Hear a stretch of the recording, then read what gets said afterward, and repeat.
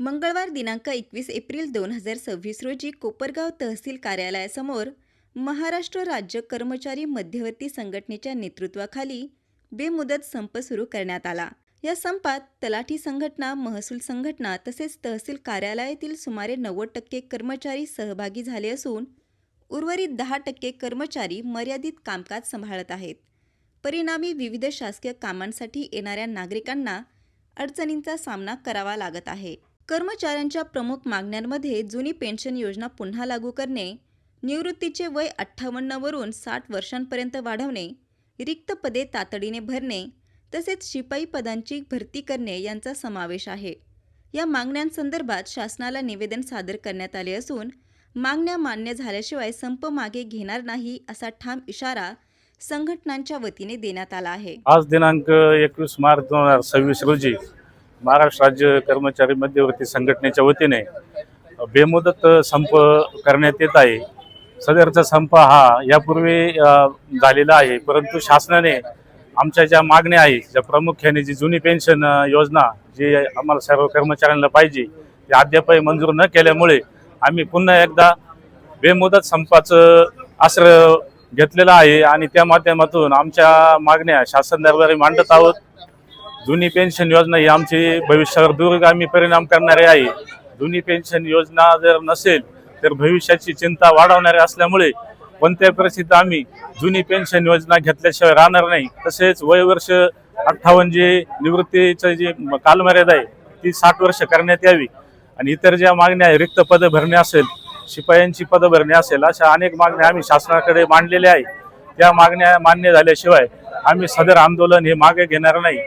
यामध्ये मध्य कर्मचारी संघटनेचे ज्या घटक शाखा आहे, तलाठी संघटना, महसूल संघटना या सुद्धा यामध्ये सहभागी झालेल्या आहे आणि आम्ही एकजुटीने सदरचा संप यशस्वी करणार आहोत। दरम्यान या आंदोलनाला इतर कर्मचारी संघटनांचाही पाठिंबा मिळत असून सरकारी, निमसरकारी तसेच शिक्षकेतर कर्मचारी समन्वय समिती, महाराष्ट्र राज्य कोपरगाव तालुका माध्यमिक शिक्षक संघ आणि अहिल्यानगर जिल्हा माध्यमिक शिक्षक संघ यांच्या वतीनेही कोपरगाव तालुका कार्यालयासमोर बेमुदत संप पुकारण्यात आला आहे। शिक्षक संघटनांनी त्यांच्या 18 प्रलंबित मागण्यांकडे शासनाचे लक्ष वेधले आहे। यामध्ये जुनी पेन्शन योजना लागू करणे, 10, 20 व 30 वर्षांच्या सेवेनंतर मिळणारी आश्वासित प्रगती योजना राबवणे, रिक्त पदे तातडीने भरणे तसेच अनुकंपा तत्वावरील भरती त्वरित करणे अशा मागण्यांचा समावेश आहे। आज आम्ही सर्व कोपरगाव तालुका माध्यमिक शिक्षक संघ, महाराष्ट्र राज्य सरकारी कर्मचारी समन्वय समितीच्या संगनमताने अहिल्यानगर जिल्हा माध्यमिक शिक्षक संघ व कोपरगाव तालुका माध्यमिक शिक्षक संघ आजच्या या संपामध्ये बेमुदत संपामध्ये सहभागी होत आहोत। यामध्ये खास करून 18 प्रलंबित मागण्या ज्या आहेत, गेल्या 1.5 ते 2 वर्षापासून राज्य शासनाने त्याकडे कानाडोळा करून दुर्लक्ष केलेलं आहे, त्यावर कुठल्याही प्रकारची चर्चा केलेली नाही। म्हणून आम्ही या संपामध्ये सहभागी होत आहोत। या 18 प्रमुख मागण्या, त्यातील महत्त्वाची मागणी म्हणजे सर्वांना जुनी पेन्शन योजना, तसेच 10, 20, 30 ही आश्वासित प्रगती योजना, तसेच रिक्त पदे तातडीने भरावी, अनुकंपावरील भरती तातडीने करावी अशा, तसेच सेवानिवृत्तीचं वय हे 60 वर्ष करण्यात यावे अशा या प्रमुख मागण्या आहेत।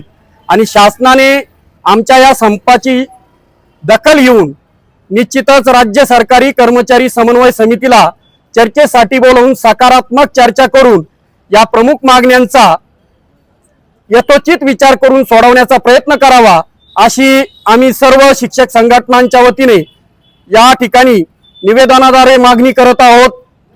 एकच मिशन जुनी पेन्शन।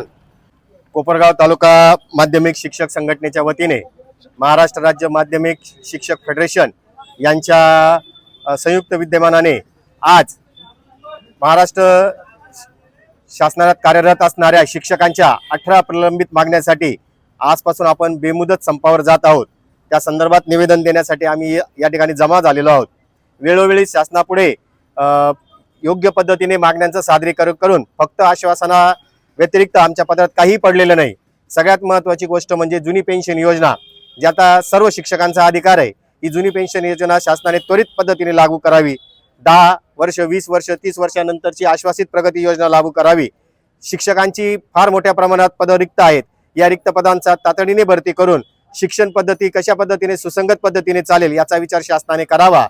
हा संप शिक्षकांच्या जशा मागण्यासाठी आहे, तसंच विद्यार्थ्यांना सुद्धा चांगल्या योग्य पद्धतीने शिक्षण मिळावं यासाठी शिक्षक आग्रही आहेत.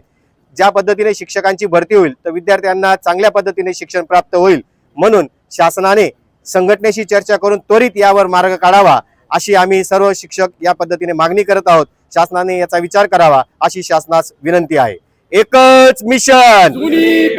सदर संपामुळे तहसील कार्यालय व संबंधित विभागातील दैनंदिन कामकाजावर मोठा परिणाम होत असून सर्वसामान्य नागरिकांची गैरसोय वाढत चालली आहे.